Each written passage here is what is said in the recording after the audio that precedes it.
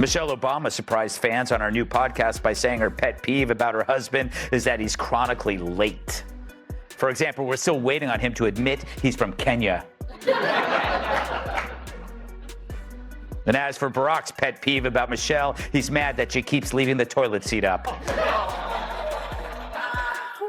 when she cleans it. And that's annoying because she's supposed to be the star. Michelle Obama. This dovetails perfectly with so many other comments she's made about how she is like, what about me? What about me? What did those 8 years in the White House do to my soul? And why isn't anyone asking? They shouldn't have to be told to ask about. Gutfeld and Megyn Kelly just took the velvet gloves off and delivered a blistering roast of Michelle Obama that shredded the myth, cracked the brand, and exposed the carefully polished image behind the praise. From media worship to cultural manipulation, they lit up every contradiction with razor-sharp wit and fearless honesty.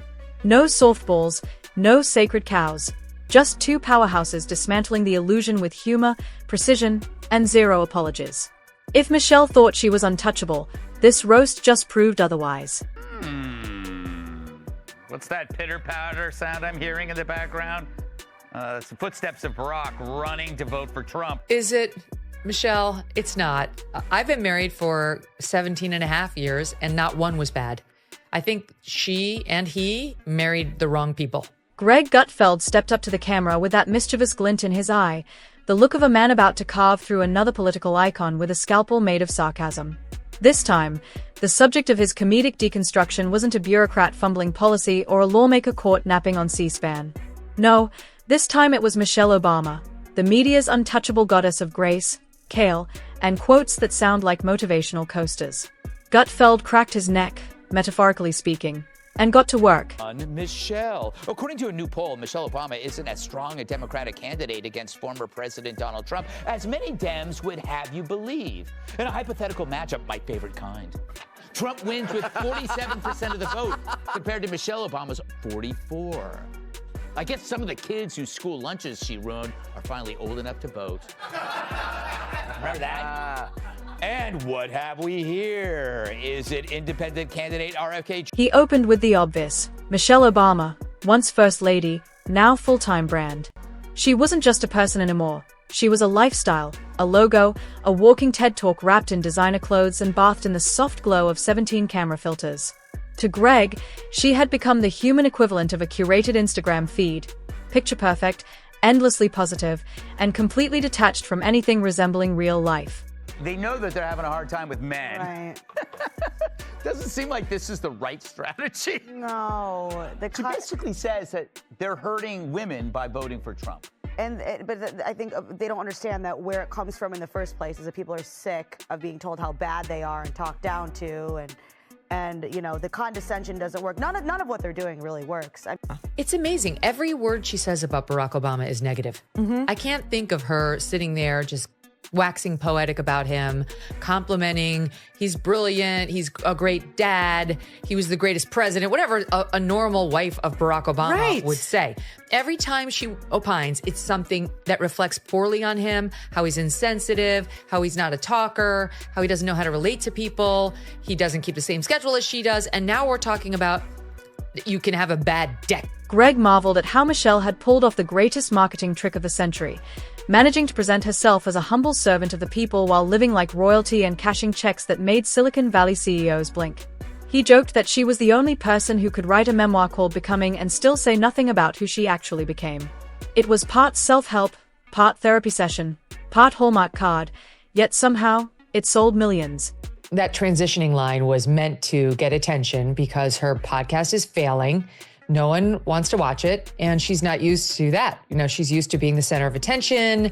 Everyone's interested in me. I don't have to try hard. And so now she's embarrassed. And so I think she's intentionally dropping these little, nuggets in these podcasts just so she can get pickup and talking here and there about her marriage because she knows that she'll get pickup if she talks about him. It's kind of like Meghan and Harry, where it's like the man is the star and the woman is kind of the glamour. She's like the also-ran. Like we're interested in her to the extent she's going to tell us about him. Then he dug into the real comedy gold, the media worship. Every time Michelle gave a speech, no matter how vague or recycled, the press would explode in applause, as if someone had just redefined democracy using yoga metaphors. Greg said watching the media cover Michelle was like watching a group of adults at a children's dance recital, clapping enthusiastically even when the whole thing was offbeat and upside down. It wasn't journalism, it was performance cheerleading. So true. And it reminds me of my new book, Women Are Invisible at Age 50, and I couldn't be happier.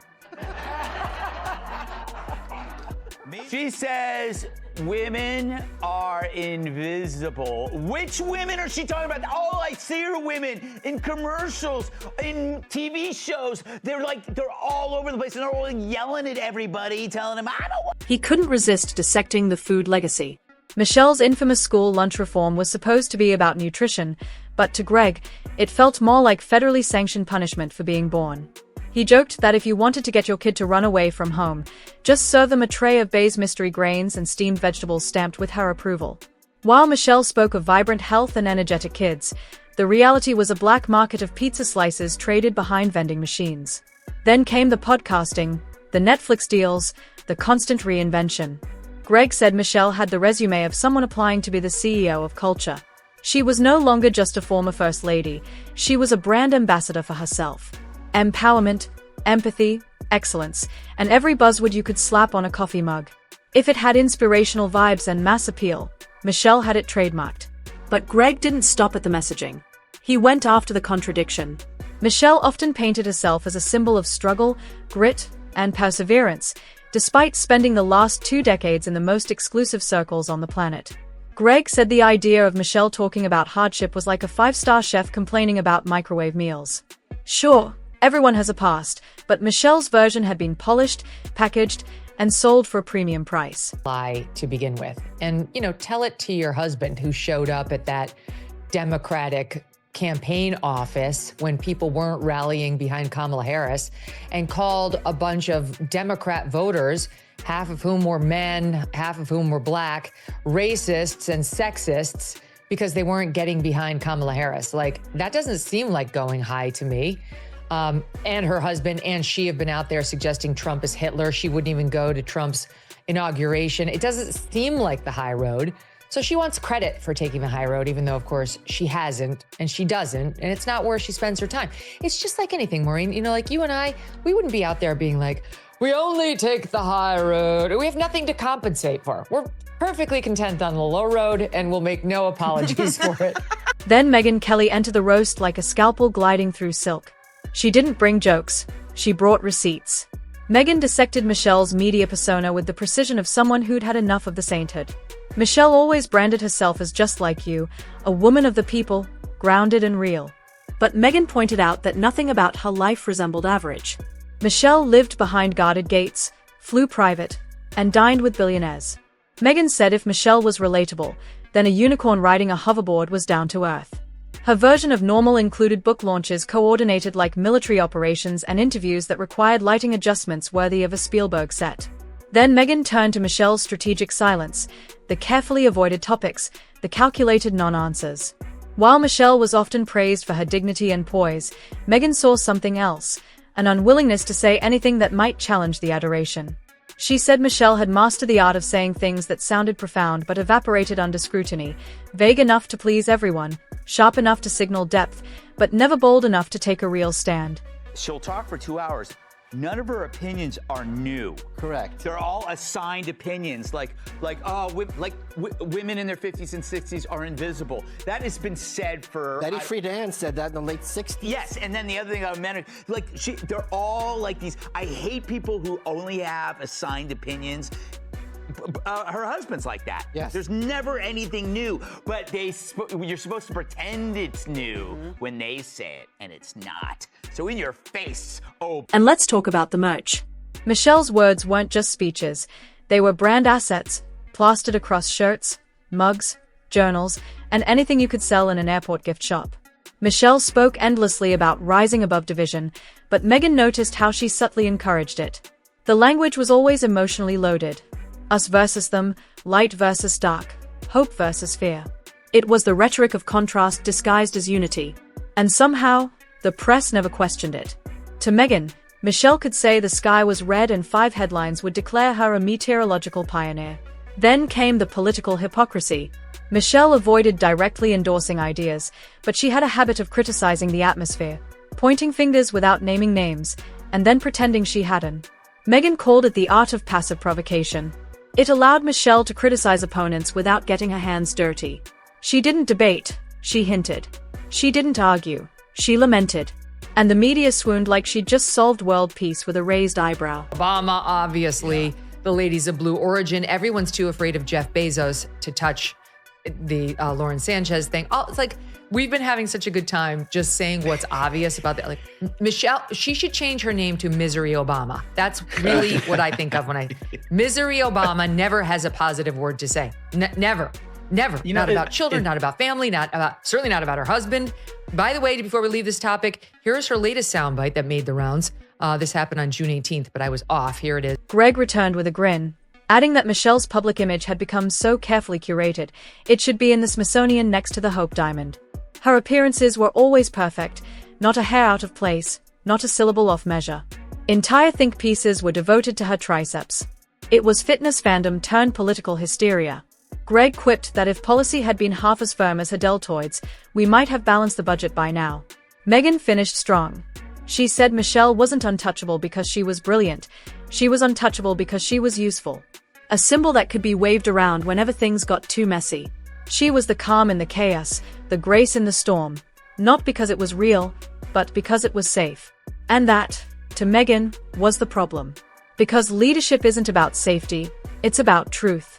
And truth doesn't always come with applause. When you're thinking of victims of this awful world, you think of Michelle Obama and how terrible we've all been to her.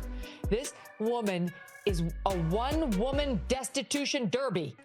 Every time we check in on her at her podcast, she is feeling sorry for herself. She is criticizing Barack Obama or this country. She never has a positive word to say about anything. And the latest example was when she went on this other guy's podcast, Jay Shetty. She goes and sits down with him, and he asks her, what are you afraid of? And she starts off by saying, well, my fears aren't for me.